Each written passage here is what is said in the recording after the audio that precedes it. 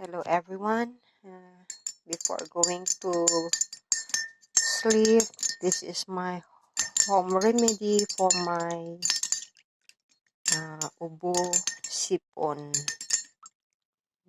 This is oregano with calamansi and honey.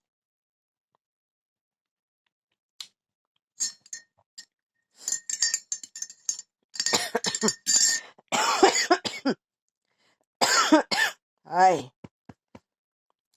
ubak na. Luoy kayo.